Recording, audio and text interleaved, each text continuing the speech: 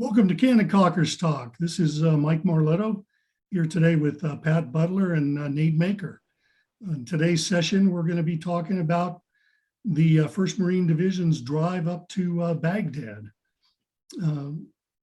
I've introduced myself on earlier sessions. Again, Colonel Mike Marletto. During OIF I, I was the commanding officer of the 11th Marines. So let's hear from our participants. Pat, tell us a little bit about yourself. Hello, my name's Patrick Butler. I'm a retired Master Sergeant. Spent a good majority of my time in 11th Marines or 5th Marines, West Coast time. Originally from Ohio. Joined the Marine Corps in 1993, and then by the time I got to 11th Marines after recruiting duty and a miserable time out there, it was 2000 when I got to 11th Marines. And then from 2000 until retirement in 2017, I was pretty much West Coast. I'm retired now. Finished my master's degree recently. Did a year as a contractor with Mystic, teaching fire systems. I'm currently educationally on hold, just trying to decide what my daughter's going to do with her college future here in a couple of years. So I'm saving that GI Bill and that college stuff for a PhD possibly, but nah, future's uncertain there. In the meantime, I'm just really enjoying being a retired stay-at-home dad, so to speak. And Pat, during OIF I, what was your billet? I was with Kilo Battery. I was the operations chief there with 211. Okay, for those who aren't familiar with it, Kilo 312 was part of 211 as part of the rotation program. We're assigned to 211 to help provide the 4 battery base to support UDP. Nate, how about yourself? Tell us a little about yourself. Yeah, I joined the Marine Corps in May of '93. My first duty station was actually Kilo 312. I checked in October of '94. I did 3 tours in 11th Marines, both as my lieutenant tour, captain major tour, and then I went back as a more senior major. During OIF I, I was what we used to call the regimental Bravo or Zulu, the Bravo, the assistant FDO. I worked with George Ellis and then Lieutenant Colonel Rob Davis. I had just given up command of Alpha Battery, I think a couple months before. I retired in 2018 from I was an instructor at the U.S. Naval War College, and since then I'm working for Pratt Whitney. I'm a productivity manager. Outstanding. So again, today what we're going to do is we're going to talk about the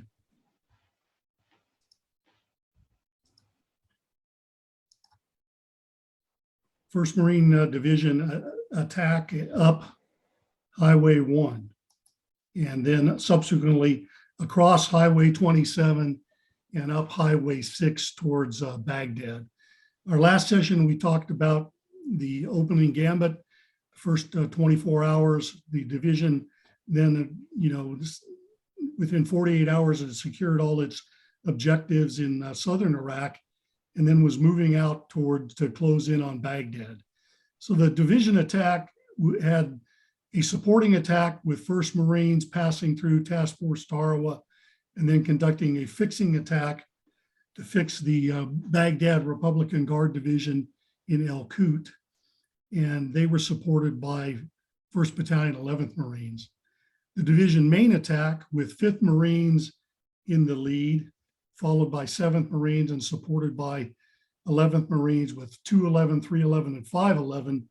We're going to attack up Highway 1, cut across Highway 27 behind the Baghdad Republican Guard Division, and then hop onto Highway 6 to close in on Baghdad.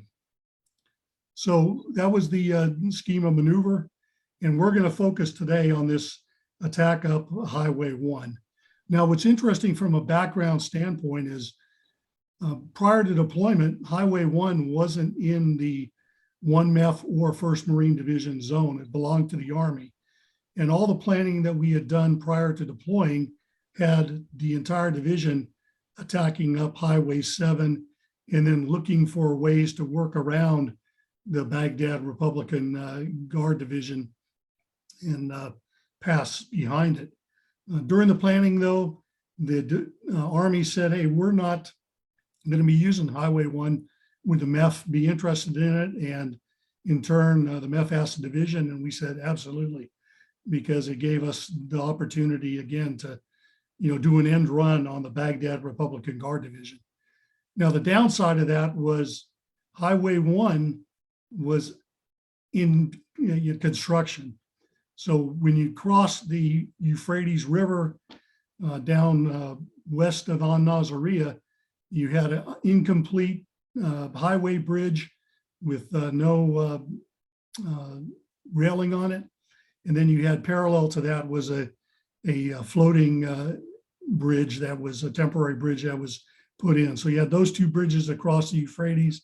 And then when you got on Highway 1 itself, for many portions, you had a gravel roadbed that in some places you had cuts where they were putting in culverts where you had to, go down around those cuts and then come back to get up on Highway 1.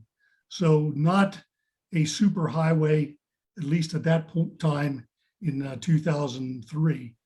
So Master or Pat, tell us, what do you remember about crossing the Euphrates and anything in particular about, the terrain moving up Highway 1? I would have to say, from a battery ops chief perspective, you know how battery ops chiefs pretty much have the seat of their Humvee and the FTC, and we really don't know much else exists. So with that limitation, if I'm thinking correctly and remembering correctly, I thought we were up on, because we, all of our briefs beforehand, we didn't know anything about the Highway 1 stuff. All we knew is that things were kind of in a rhythm. We're progressing, and we'd kind of gotten used to the, hey, the whole mantra there was, by the time you're done digging your fighting hole, it's time to freaking CSMO again. I lost 2 FDC Marines before we even deployed, one to an ankle and one for some medical other heart issue. He didn't have one. So I was really short-handed. So and then you take all the crew serve weapons. So when you talk about fog of war and chaos, like inside a battery FDC at that time with all that stuff going on for a new ops chief, pretty much just out of Mayock and had done a couple of CAXs, a deployment. But if I remember correctly, I thought we were up on top of a berm for some reason in my memories, but I just remember everything was going in that rhythm, and we got a brief. It felt like midnight. Hey, we're moving, we're rolling out, new set of orders. We're going north of Baghdad or something. I think we even maybe pushed up to Crete, or I'm remembering the wrong stuff. But I just remember it felt like we were riding on top of like almost a train tracks, almost like a berm like that. I didn't realize we were going around cutouts and those things.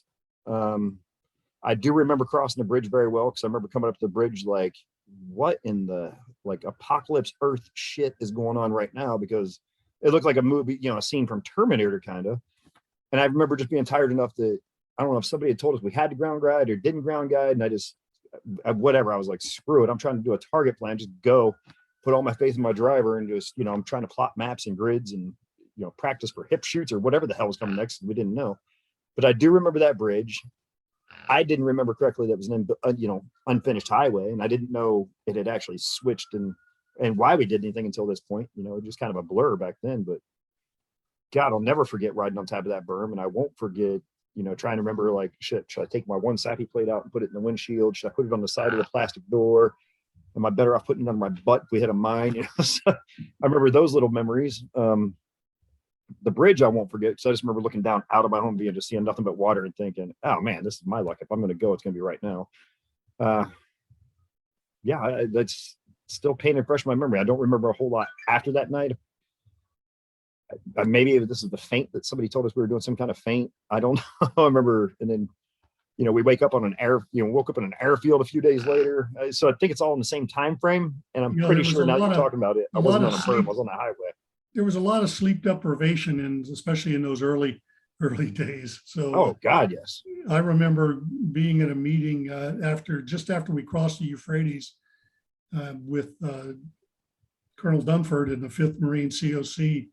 General Mattis was there, and Colonel Dunford was literally, I don't know how he was staying awake, and I was probably maybe just a little better.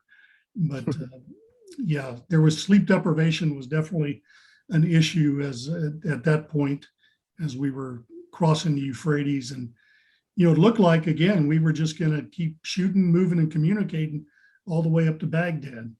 But we'll talk about in a second something that slowed us down.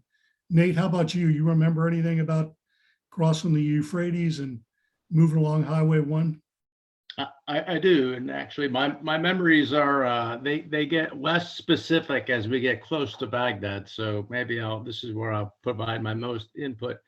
So you remember that that month and a half or so that we spent in Kuwait, the hours that we spent in the regimental COC, using the whiz wheel and doing convoy planning and route planning, rehearsing, start points, release points. Trying to forecast how long it would take for a battery of 35 vehicles to, all that type of planning, and Pat mentioned the fog and friction of war, where, well, this was an absolute reflection of planning does not necessarily equal reality. When it specifically as it related to movement planning and how important that was, because obviously no plan survives the enemy's first contact, but it becomes a basis for doing something else. And all that planning in terms of convoy control, route planning, reporting, and as as an assistant FDO working with George in the jump, I think I was in the jump and George was in the main, all that movement up to that point. I rode with Lieutenant Colonel Davis, and he had 2 high-powered radios in his Humvee. And my job specifically when we were on the road, as Pat was saying, he's as an ops chief, he's doing whatever he's doing. He's trying to maintain situational awareness in that Humvee. That is exactly what I was trying to do on the road at all times, trying to go between the division TAC, RCT 5 TAC or RCT 7 TAC, or not necessarily the 11th Marines TAC, but just try to maintain situational awareness as we're moving north. Because during that route north, that movement north, we'd be stopped, traffic jams stopped at long periods of time. And as soon as, that we make, or you yourself make the decision, or Major Steinley at the time, we need to pull over and set up the jump, I've got to know the situational awareness and be ready to assume control of the regiment. So that was what I remember, is that all that movement planning essentially was chaotic. And, all that work that we did on Falcon View and looking at that, from however many thousands of feet, straight down perpendicular and going, hey, that's what the terrain looks like. But until you actually drive it on the ground and then you input the fog of war, it's completely different. And that bridge was a specific example. I mean, there was a huge bottleneck at that bridge. It was a very fluid environment. Like, I think we passed an Army artillery unit that was shooting at the time. It was a quote unquote hot environment, very fluid environment when Colonel Davis and I went across that bridge. And we had the past tanks. I remember like passing everybody. I'm like, what the hell are tanks doing behind artillery? We passed a couple Army units that were shooting. Okay. So I remember it was definitely I remember joking around about that. Now that you bring it up, I remember we joked around the FTC about, God damn it, we're supposed to be behind enemy lines. What the hell are we doing on front of everybody? We're moving through them, right? And so just that piece, the confusion of the traffic, the challenge of maintaining situation awareness as either as an ops chief or as a regimental FDO, trying to maintain that situation awareness so when you actually do get in place and have control or a fire cap, you actually can do something with it, so you know where all the friendly lines are and whatnot. Mm-hmm. And FDMs. Oh God. The last thing I kind of recalled from that period was just an incredibly destitute population.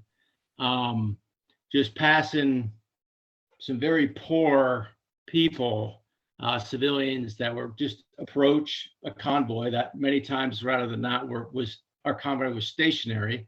There was no convoy dispersion. We were all nut to butt, essentially trying to get as far north as we could, and just people coming up, and they were confused. Just dealing with that from a force protection perspective, and as you know, we're a liberator, I suppose, and dealing with that indigenous population, and it was awkward, but something to be considered. So yeah, those are my main takeaways. Okay. I guess, did you toss out any humanitarian rations there, Nate? You know, sir, I can't remember. I know that General Mattis at one point said, please don't do that because of our supply issue. I remember that. I don't think I specifically did, but I'm sure some of us did in the convoy. Yeah, I think the humanitarian rations were That's right. designed to have more of a, if you will, an Arabic flavor. So they didn't have things like pork in it and, you know, some of the favorites that we may have enjoyed. So, okay. So All the charms in them. yeah.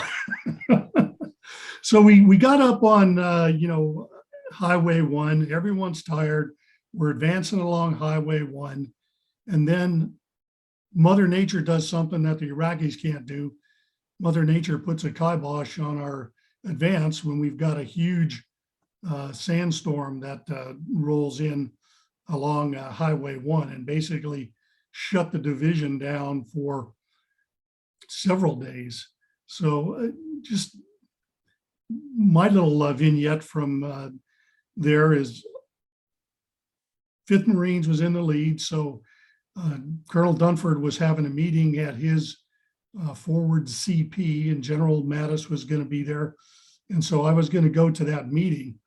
And I looked on, you know, the map and saw that, well, this will be, even in this driving sandstorm where I can't see 10 feet in front of my vehicle, I shouldn't have a problem finding the 5th Marines CP, because if where it's plotted, it's basically right off the road, and it's right at a northing line. I think it was like the 00 northing. So all I've got to do is drive up, stay on the road, and watch my GPS. And when it cranks down to 00, I'll be there. And so we did that. And we drove up. I had, of course, Corporal Barton driving, and I had Sergeant Major Bell with me. We get to the 00 northing and stop. This is where their CP is supposed to be. And I look around and I can't see anything. And so I called up the 5th Marines. I said, hey, I'm right here at the 00 northing. You know, you're supposed to be here, but I can't see. I said, can you give me a 8-place grid, which means it would locate that CP to within 10 meters. So they gave me the 8-place grid for their CP, and I compared it to my grid. I said, hey, I'm 40 meters away from you, but I can't see you. Can you turn some headlights on or shine a light? And so I looked out to my right and saw in the distance of some headlights shining. So I pulled out my compass, measured an azimuth to it, and told Corporal Barton and Sergeant Major Bell, do not move this vehicle because I will never find you again. And so I walked to the, as they say, walk to the light, and, you know, attended the meeting, and then was able to, you know, take a back azimuth and miraculously find my Humvee. And then we drove back, did the same thing, driving back to the 11th Marines CP. So that's my sandstorm story. Pat, what was it like down in, you know, the battery as that stuff rolled in? Do you remember any of that? For some reason, I want to say we were on the move when the sandstorm started to hit. And I remember trying to drive, and it's like you were saying, you couldn't see 10 feet. And I don't know who came up with the creative idea, but it was grab the vehicle in front of you and then hold a, you know, red beam flashlight or whatever flashlight your driver could manage to see behind you. And then if you had to stop, you would just turn the flashlight off, just stick it to your helmet, turn it off, basically. So you know, if you no light, you know, no light, stop, whatever. But I remember that's how we had to move for, it felt like an eternity. I have no idea how long those sandstorms lasted. Now, once it didn't really affect the battery level in terms of setups and all that stuff. And, you know, this is something I carried out throughout my whole career though, too, was there were points that, you know, I'd get some of the goggles and kind of blur up some of the Marine stuff for like combat aidsman training. like IED reaction drills because of these sandstorms later in my career for, Fallujah and Afghanistan, especially, specifically Afghanistan, because I was going to be an advisor embedded in a village. We had to rely heavily on ourselves. So one of those loss of vision drills, I actually reflected back to this red sandstorm. That brings me to the point of training. You bitch when you're at a battery level or you're a younger Marine, you're going to bitch about all the night moves and why are we doing another damn night move? And, you never get any sleep because you're cutting safety or doing whatever else. And, it feels like such a sacrifice at the time. But, I remember that oh shit moment in Iraq when we're setting everything up. And I just remember the Marines weren't like yelling and screaming. They weren't freaking out. It was like, watching the thing of beauty. It was just like watching a double or triple play. It was like everybody knew their job. Nobody had to say a word. Just everybody is right there, ready to pass it to the next guy. Generators up, 10 up, and then ready to process missions. How it worked on the gun line, I don't know. No clue. I was inside the tent. Now, I do know that even inside that tent, we're trying to stuff like rags and all kinds of crap up in there, trying to keep the charts clean. Then it was the LCUs, the big white monstrous things that we all had to take apart out of the casing and, somehow configure in the back of our Humvees our own ways because they were not practical at all. But I do remember that thinking that, oh shit moment was, damn, we just did a whole battery setup in probably 6 or 7 minutes and nobody even really skipped a beat or thought about it. But had we not been doing that 500 times at a CAX with, 3.5 for, the last thing before we deployed for that workup, I don't know if we would have had the same success. I do know that the COC became very critical. And I want to say this is about the same time we were pretty close to either Kilo or India 3.5. Because I remember Staff Sergeant Gonzalez, who was with one of the platoons, I think it was Boat Company. I remember he and I were bunkmates on the Juno. But I remember he came walking over because he had seen some kind of light, heard a generator. And then we knew it was his platoon, talked to him for quite a while, ended up swapping out like all of our, like whatever good socks we had left in the battery or from that platoon, we were giving to his company and his platoon because they were hurting. We were, giving them cigarettes. I was letting them rotate over to the MEP 16 and get haircuts, giving them the staff and O some coffee and stuff, just getting them just recharged. And our skirmisher trenches were real close to the company at the same time. They were tied into our gun line security as a beautiful thing. But I think that red dirt was probably 3 months of the deployment. That's what that red dust was probably 3 months of the deployment. So the memories I have there of the COC being so critical because nobody could see crap at a Humvee, and the battery commander would come in and try and do like map orientation with the lieutenants, the platoon commanders, platoon sergeants or battery gunny or whatnot. And I remember like the company commander coming over wanting to brief, can I just bring 2 of my lieutenants in? I don't want to interrupt your fires, and everybody was like, just how critical that FTC suddenly became. Those are probably my biggest and craziest memories. Not very exciting, mind you.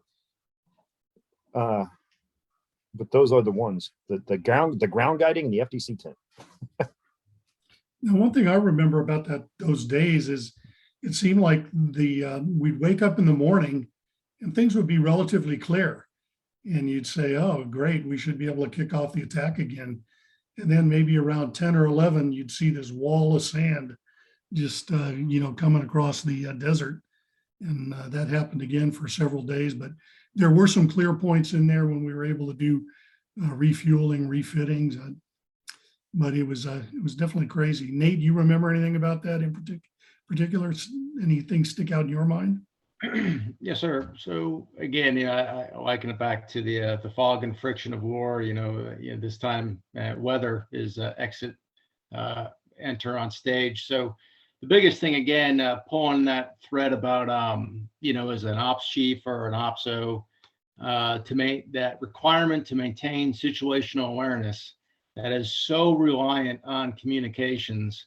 And I just remember we may not have been moving that much during that period, but I do remember that the impact that weather had on our comms and trying to discern, just maintaining situational awareness on comms that were absolutely degraded by the weather.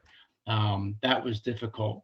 And also, you don't you already mentioned it about sleep deprivation, but at this point, how many days had it been? I don't know, 5 to 7 days that we've been going essentially 24/7 ops, right? And so, me personally, I remember getting horrifically sick. and I think it rained actually one night, and I was sitting in the back of Colonel Davis's Humvee. It was like a light drizzle outside. I know I had a fever, and I had just come off watch, and we didn't have Steve Berger. I don't think was with us yet. I think he joined us a little bit later. So essentially, it was George Ellis and myself.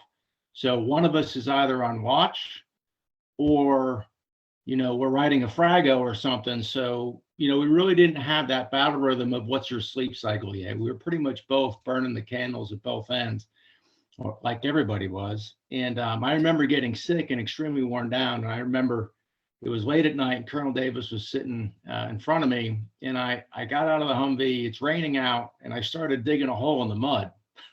And he said, "Nate, what the hell are you doing?" And I said, "Sir, I need to lay down. I need to go to sleep." And so there I was, just, what a pathetic picture. I mean, I didn't have a poncho on, and we all had Mop 4 on. I'm trying to scrape the mud off the back of the rear tire, because that's where I intended to curl up in the fetal position. And he got out of the Humvee, and he literally grabbed me by the nape of the neck and led me over to the regimental surgeon. And you had the surgeon and the doc, and they're all camped out in the back of the Humvee that they had. And the only thing that Colonel Davis said to the doc was, put him to bed, get him to sleep, and don't let him leave. Yeah, that's one of the things that I think we as Marines don't always do well, and that's develop a sleep plan, and to ensure that everyone gets enough sleep to be cognizant and able to make do good decision making. But by the same token, it was really tough, as Nate said, and Pat said, during that time frame, because we were just moving so fast that it was difficult to get any kind of rest. So that is one good thing that happened in those days. Not only did we rearm, refit, but we also were able to do some personal reconstitution and get a little bit more caught up on sleep. Obviously, we weren't getting 7 or 8 hours a night, but we were certainly able to get some uninterrupted sleep that would set us up for the further push up to Baghdad. And as far as comms go, Nate, it's no wonder that comms were bad. I remember that after finding my way back to the COC, getting up the next morning and looking out and seeing a OE 254 bend over at with like a 90-degree angle. So probably not as conducive for communicating as that thing was designed to do. It's supposed to be standing straight up. So lots of challenges there. Ultimately, though, we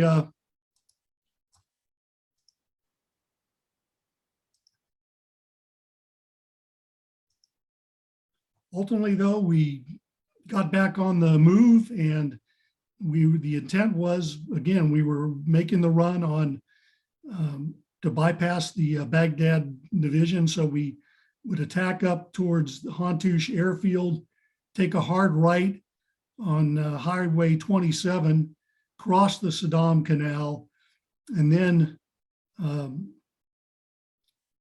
just west of An Numaniya was a highway bridge across the Tigris River that led to Highway 6. And the plan originally was for 5th Marines to advance up both sides of the river, with 2-5 and 1-5 attacking on I'll call it the west side of the river. Some may call it the south side, but the west side of the river. 2nd Tanks and 3-5 attacking up on the highway on the east side of the river, or the north side of the river. So of course that presented some challenges for 11th Marines, because we had to support both those attacks. But essentially what happened is, once again, Colonel Dunford found that terrain to the west of the river was really not conducive to move across, and it wasn't going to he wasn't going to be able to maintain the same speed of attack that 2nd Tanks and 3-5, the other part of RCT 5, was going to be able to do along the highway. So he talked to General Madison, said, hey, I want to bring 2-5, 3-5, I'm sorry, 2-5 and 1-5 back and rejoin the rest of the regiment and push the entire regiment up Highway 6.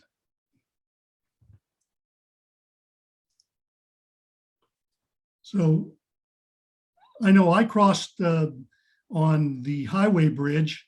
And Nate, how about yourself? Were you, I know we had forward CP on one side of the river initially and the main on the other. Where were you in that move?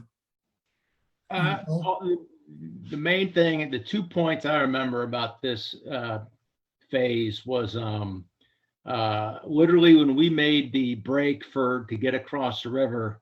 I think, correct me if I'm wrong, sir, that we had the main and the jump they were both on the road at the same time at one point. And so when it came to, it literally was like a Hail Mary pass. And then whoever was going to get in place first, because you mentioned in your outline about contested terrain north of the river, whoever was going to get to the other side of the river first and be able to set up in a space that looked appropriate to be able to support the attack, they would assume control. So it was literally trying to maintain situational awareness when everyone's moving. It was crazy. So I remember that it was absolutely nuts. We were both moving all at the same time. And the other thing this was about the time that we started listening. At this point, the division TACnet was, I hate to say useless, maybe we just couldn't hear it or whatever that it was, but we started listening to the 5th Marines TACnet as the net to listen to gain situational awareness. The net discipline on that TACnet was just unreal. Only actuals or opsos on that net. And so that's how we kind of gleaned where the forward line of troops was and what the situation was across the river. So just the Hail Mary nature of the whole movement and, that 5th Marines TACnet was the net of choice. And the final thing I remember is Colonel Davis went to go talk to Colonel Dunford at one point to I don't know what the specific point of the conversation was, but we found Colonel Dunford literally 75 yards, short of a checkpoint. And I remember Colonel Davis talking to Colonel Dunford with a cup of coffee on the hood of his Humvee with a map rolled out. And I'm sitting there as a bystander, essentially just taking notes or just watching and listening. And all of a sudden I hear the rapid fire of machine guns going off at the checkpoint. And Colonel Dunford didn't miss a beat. He just kept talking, business as usual. And I'm like, holy shit, we got 5 rounds coming right next door. And Colonel Dunford just, you didn't miss a beat. So yeah, I remember that. The 2 officers, Colonel Dunford, Colonel Davis, were outstanding individuals. Well, Nate, that also brings up the fact that, the power of voice communications and what the ability you had to eavesdrop on other, nets that you could roll to, the 5th Marines TACnet or the 7th Marines TACnet or whatever net required. You could eavesdrop on all those maneuver nets and glean all kinds of situational awareness. And I know I pretty much monitored the 5th Marines net constantly because they were typically the lead element. So I did that all the way up to, Baghdad.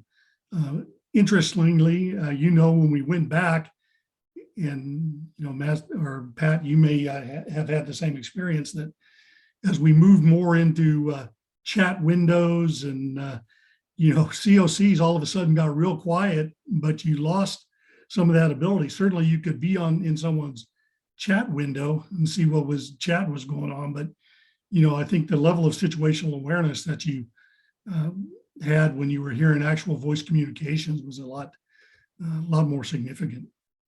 Yes, sir. And if I could just throw out one more thing, we talk about communications.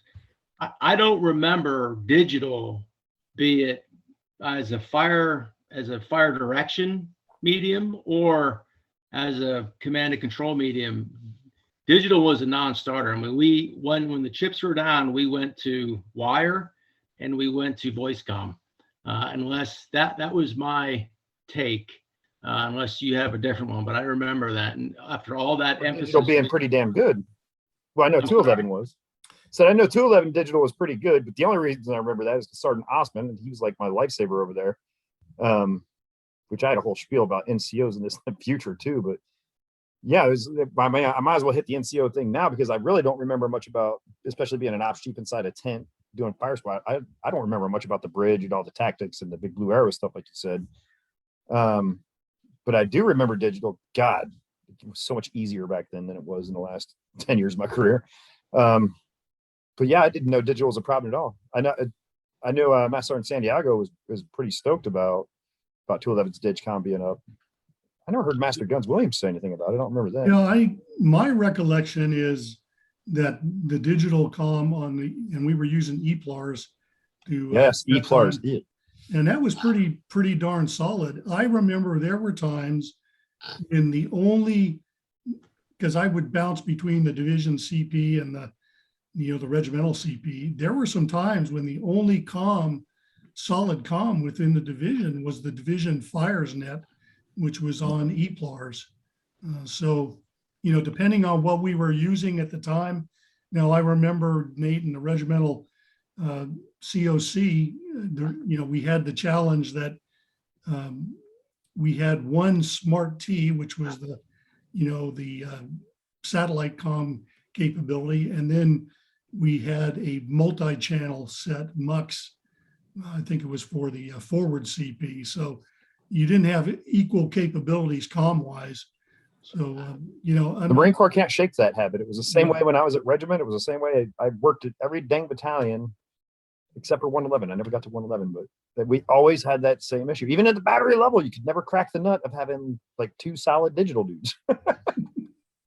Why? Yeah. So anyway, so I mean, obviously, after 20 years, our memories are our memories, but sharp as a whip. Yeah, that's right. remember it like it was yesterday, right? That's right. Yeah. So glad I'm not the only one. I'm like, geez. Now, as we moved up, essentially we had crossed the Euphrates on the morning of the 3rd of April and pulled up for the night, if you will. And on the morning of the 4th was going to be the big push to Baghdad. Now, the plan was 5th Marines, of course, in the lead. And we had, at that point, we had 211 in direct support of 5th Marines. We also, though, had 511 and 311 were across the river. So 511, I think, was in general support reinforcing the 211, and 511 was in general support. So what we were able to do to kick off the attack on the morning of the 3rd, we were able to fire the schedules of fires to kick off that attack with 211 and 311. I'm sorry, 311 and 511. And that allowed 211 to be fully integrated with the 5th Marines convoy as we were planning for this rapid advance into Baghdad. Pat, do you recall at all where Kilo was? I think you guys were pretty far forward in that column, or is that a blur? It's still pretty blurry. I do remember Kilo pushed up. Is this about the time where Kilo might have pushed up past Baghdad to Tikrit, maybe? No, no. Gone outside, or would that be way later? That's later. Yeah. I know that was a major thing, but it seemed like, I don't want to say the war was over at that point, but it seemed like things were really slow. We went up north to like Tikrit and then back down. Felt like kind of a time killer. But this might be where I got a little bit muddled when we talk about memories. This might be where 5th Marines kind of where we linked up with 3-5 then. And I'm remembering the haircuts and all that. God, I want to say they were with us when we were doing all those DPICM missions though in the RAP, because I remember the echoes off the walls. Yeah, this part's a bit hazy for me. I definitely remember. It's tough. Here's another reason why it's tough is because we deployed on the Mew with 3-5. And then we came back home. We're home for what felt like maybe 2 weeks for like post-deployment leave or something. And everybody said, okay, we're going to Iraq. Like, oh shit. So then we go to Iraq, and of course we're working with 3-5 again. So it really, like, all those relationships, and the whole time it felt like the 211 or the Kilo deployment was a 3-5 deployment almost, damn. And then right after OIF I, when I got back, I had about 30 days, and I went to 3-5 to be the 81st platoon sergeant. So, you know, you talk about memories being confused and being muddled up. I have 3 deployments with 3-5 and Kilo battery, just kind of all jumbled up in there. So this part's hazy for me. Okay. Well, let me peel back some of the haze. As we, 5th Marines pushed up, ultimately they got to the Diyala crossroads just south of Baghdad, and that's where 3-5 kind of ran into some fairly significant opposition.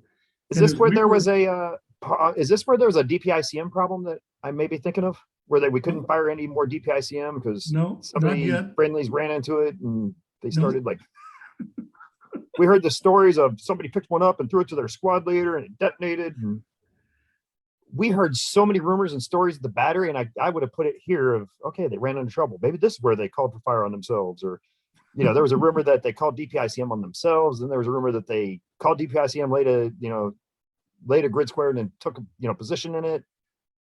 Okay. Yeah. So I really have no clue what's going on. Okay. I just have what the rumor mill and the Lance Corporals were talking about at this Okay, point. well, you were a participant. Well, we got video to prove it. But so we pushed, 3-5 ultimately ran into what they described was about a battalion-sized force. If they described it as foreign jihadists, guys in some black pajamas, some silver helmets, and this is again where the power of monitoring the nets comes in. Is this where there were buses involved? Critical. So this is where I heard General Dunford and Colonel Monday talking, and basically Colonel Monday said 3-5, Lieutenant Colonel Monday at the time said, hey, listen, these guys are putting up a pretty stiff fight. I want to pull back and I want to pound these guys with artillery. Okay, so this is the feint maybe I'm thinking of. And as they had stopped, of course, the whole division column started piling up behind them, and people were pulling off and basically occupying positions anywhere they could find a piece of terrain. My biggest memory of this thing was driving up the road and seeing the 211 CP literally 10 feet off the hardball, and right next to them was one of the Army's first field artillery detachments, Q-37 radars, with its 17-foot mast up in the air, radiating and looking for targets. So this what the Army would describe as a core asset that wasn't supposed to be, that typically wasn't deployed forward. These guys are right in the thick of the fight, and As forward as you can get. again, 5 feet off the road and right next to the 211 CP. But basically, batteries were pulling in anywhere they could find a spot. And so what we then got was a fire mission coming up from 211 and requesting reinforcing fires on these jihadi group. And oh, by the way, 111 had closed, had made about a 200-mile road march that day and closed with the regiment. So we had the entire regiment there. And so for the first time since the Korean War, we were going to mass the regiment on a single target.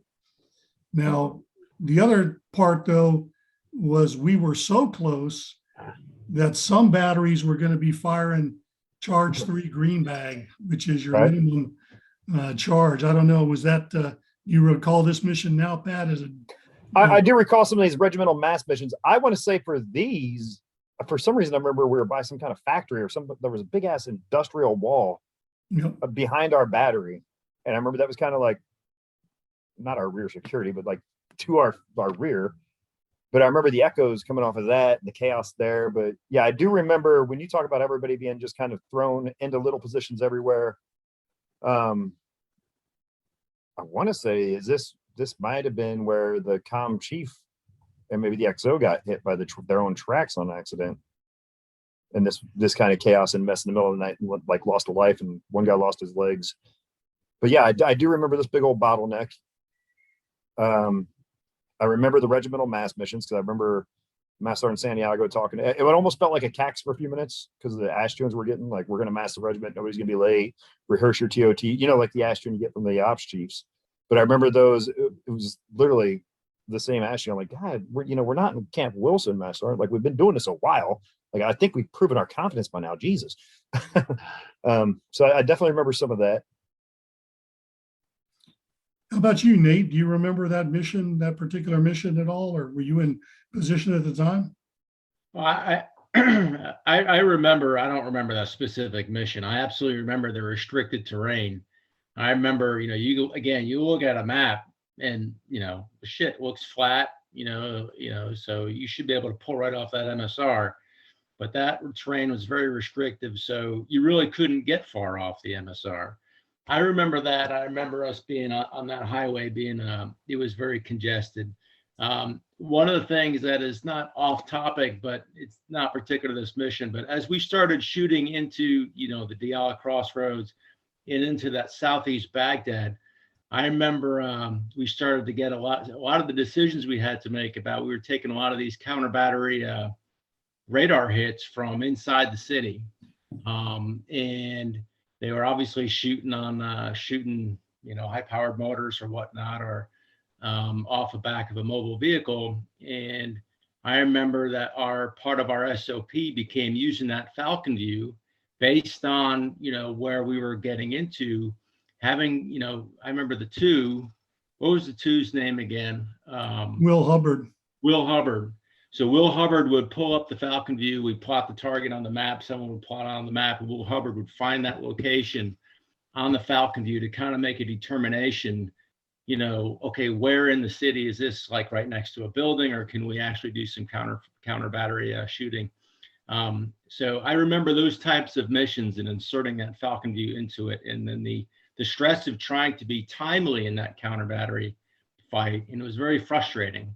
Because these guys are shooting, they're moving, trying to be timely, and we want to be cognizant of where we're shooting, especially into that southeast part of Baghdad. And the only other thing that I do remember on this part is we came up, and it was really odd. We were on Highway 6, and we were approaching Baghdad, and we saw there must have been at least 50 to 70 Iraqi packs that were lined up on the road, and with the uniforms taken off and laid on the packs. It was really odd. It was almost like there was a unit that just decided, you know what, I'm taking off my uniform, I'm derobing, I'm leaving it here, and I'm blending in the countryside.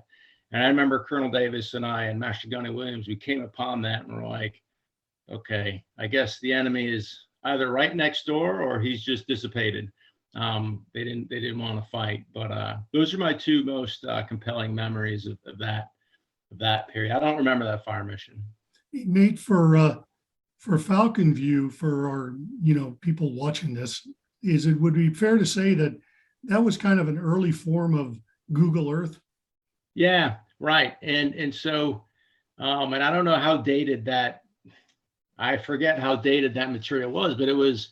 I remember using that when we would plan our routes, would use that Falcon view. We could zoom down and we could actually kind of see, hey, if was the area off an MSR? Did it look like it could be trafficable? Could it not? But you're only getting one perspective. So we, I think that the lesson learned is we tried to be cognizant and sensitive to where we're shooting. We're trying to be timely. We're trying to use the best tools that we have to make sure that we don't, shoot innocent civilians. I remember being very frustrated. I remember Colonel Davis talking to me about it a couple of times, like, hey, look, we got to be careful about where we're shooting here. I remember that distinctly. Now, let me ask you something about Falcon View. As I recall, didn't it have a kind of like a fly-through capability, almost like, again, Google Earth fly through? Yeah, you could do that, right? Yeah. Okay. Well, although those missions you might not remember, I think this next one that happened that night, I think everyone remembers this. So let me bring up some video here.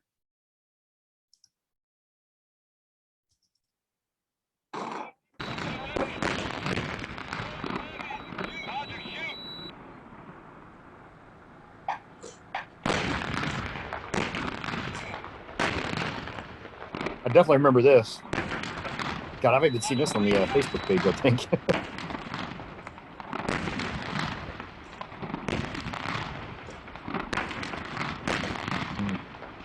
Hey, sir, refresh my memory. Who was spotting for that? I mean, how do we get that target? How was the target acquired? Was it a UAV? Was there an observer? That was a mission that came down from the division FSC, and it was a Iraqi mechanized infantry assembly area. So they had located it, I think, with either a UAV or some kind of aerial gathering, intel gathering asset, and then passed the grid to us. So that was the first of two mass missions that we shot that night. So once again, I think you have any recollections of that mission, Nate? Certainly the sights and sounds. Oh, absolutely. I know that I was not on watch. We had Steve was there at the time. George, I believe, was George was the FDO. I was not in the planning of that. I was outside trying to get some Z's. I remember waking up, obviously, because we were all clustered around. I think the regiment was all clustered around a radius of, four clicks, and certainly seeing those sights, and you could feel the repercussions through your chest. Yeah, it was awesome to see, but I was not involved in the planning of it. George, I believe, was on watch. How about you, Pat? Do you remember that? I definitely remember the TOTs really well. Like I said, if anything, the rehearsals were 10 times worse than the actual event, much like everything in the Marine Corps. But no, I remember them well. I remember, Marines that had never seen anything like that before, the grunts and I just remember people just jaw dropping, like, oh, you can't forget something like that. That just sticks with you.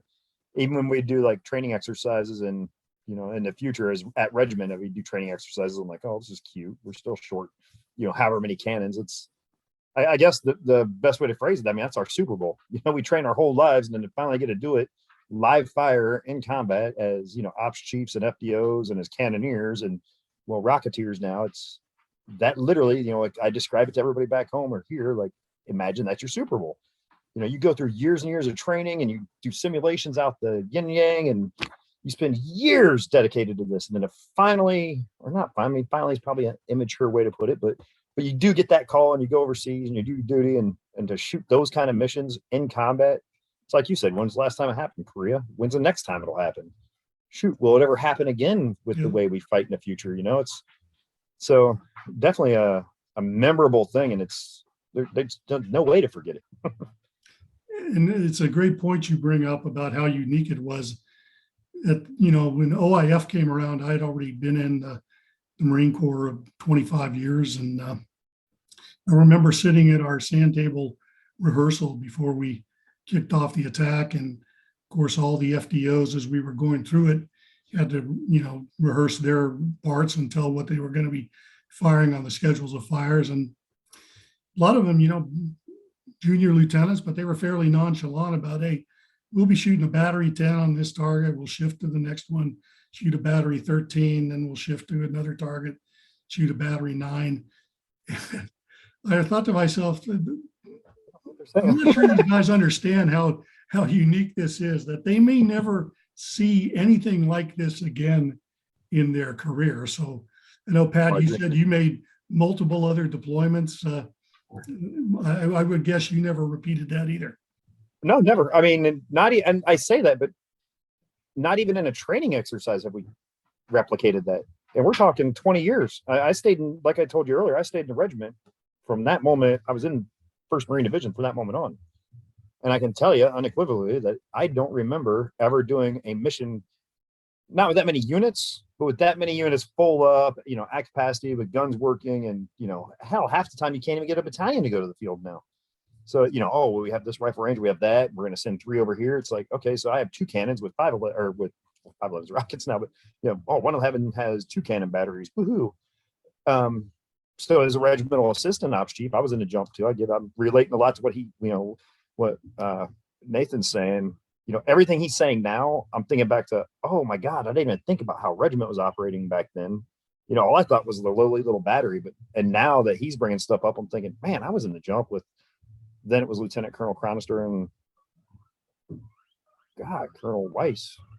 But being on the jumps back then, it's like I can picture everything he's saying right now, and I'm like, yeah, that makes a lot of sense. But no, I can't think of any time ever that we've duplicated that in training or in war. Well, I think for one thing, I don't think we could legally do it in training because, as Nate mentioned, we had probably so many violations of the safety 24-hour SOP rule with people in area echoes of firing batteries that you absolutely could not do in training. Yeah, well, I didn't know what the limits were when we were starting here, but I remember that was one of my talking points. I remember the XO coming back and talking to the FDO about, there's somebody in our echo, they're not going to move. And I remember Captain Gordon saying, fuck them, they'll move. And I'm looking for a safety here, a joint round. I'm like, I'm looking like, what are we doing? This isn't safety SOP. And just the battery gun, he's like, shut the hell up, Butler. I'm like, okay, just go with it. Like, Roger. But yeah, you're exactly right. In safety and training, don't trust me. Those things came to our minds because all we'd done for, like I said, for our entire careers at that point was training. God, yeah, I definitely remember that. I remember Captain Gordon saying, yeah, fuck them, they'll move.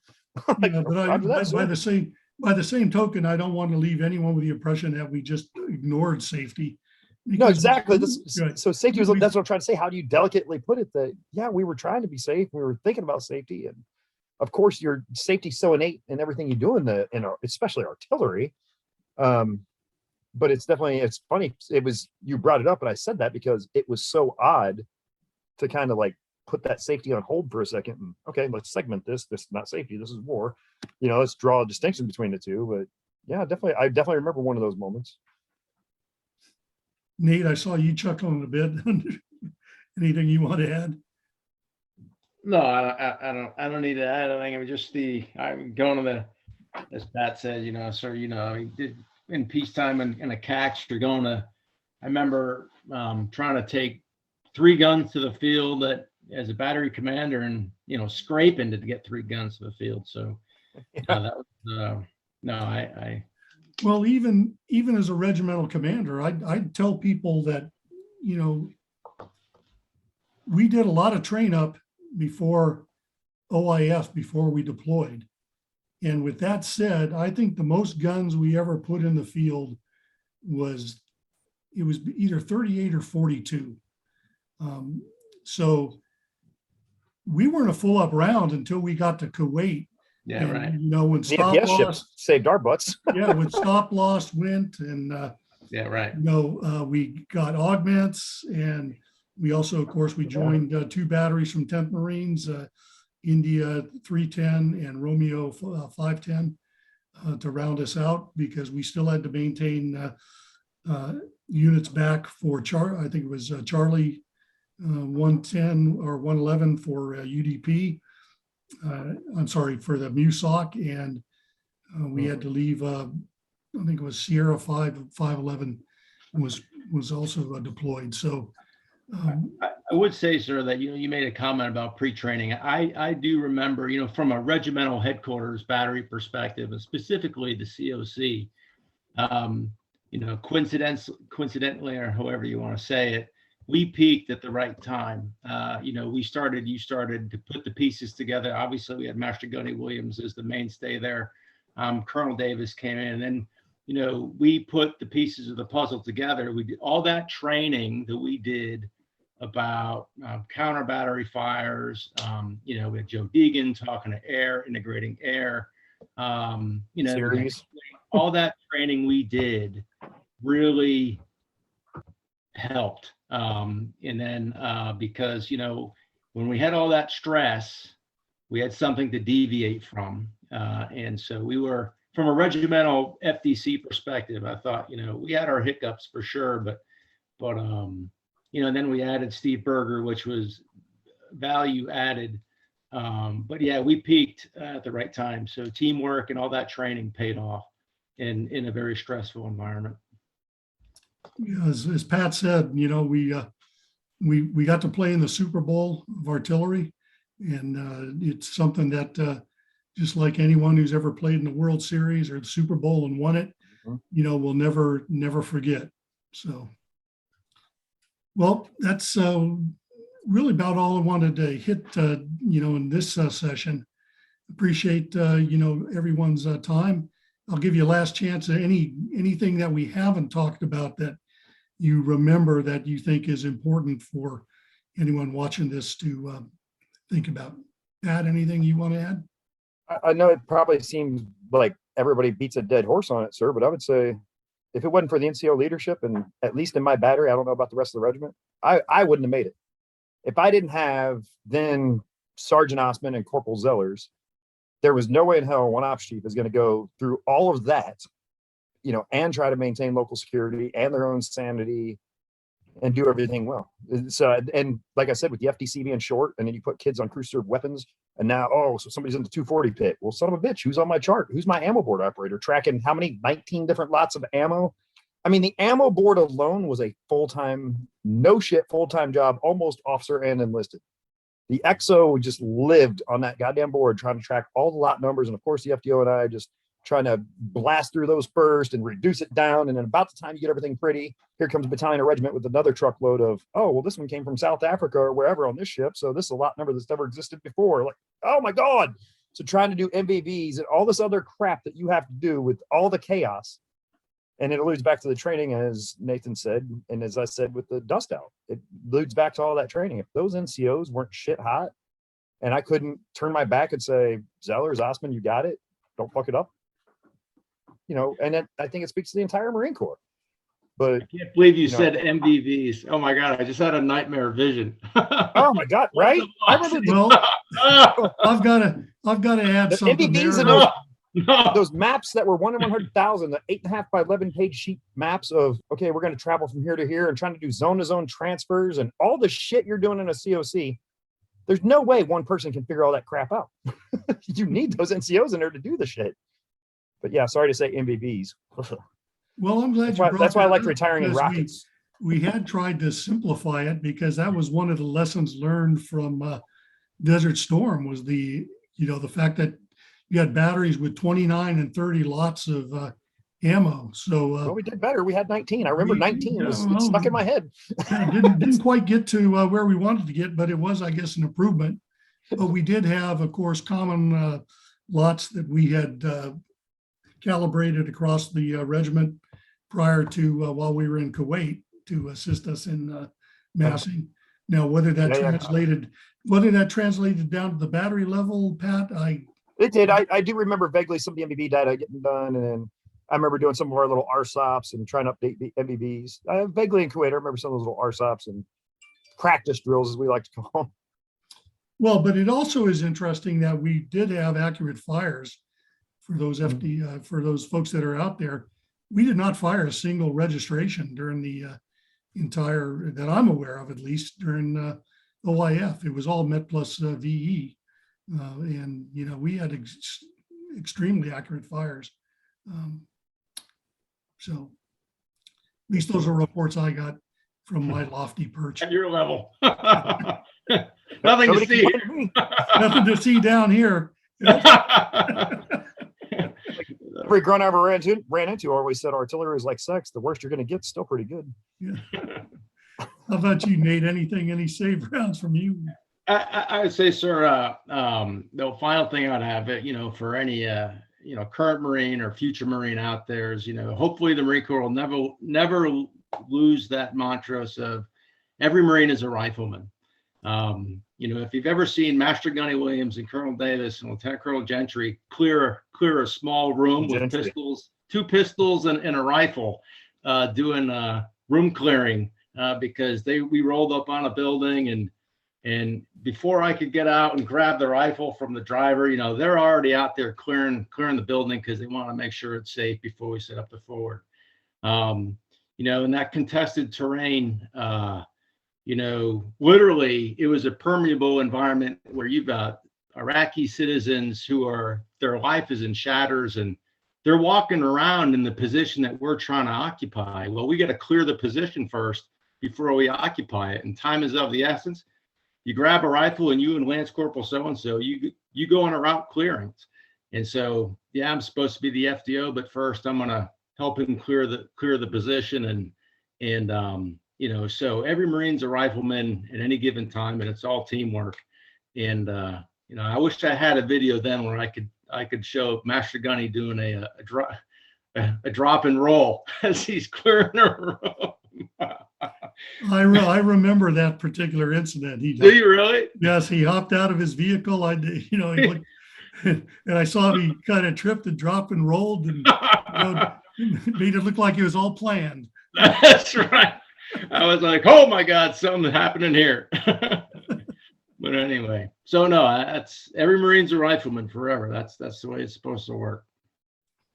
All right. Well, thanks a lot, gents. I appreciate you taking the time to join us. And for those who are out there viewing, if you want to be part of a future session, we'd love to have you. And please contact me, and we'll get you involved in a future session of Cannon Cockers talk. So I'd also, like to tell you to visit our Facebook reunion page, 11th Marines 20-year reunion coming up next year. Hope that we can see some of you out at Las Pulgas at the last weekend in March of 2022 as we celebrate 20 years since the end of OIF I.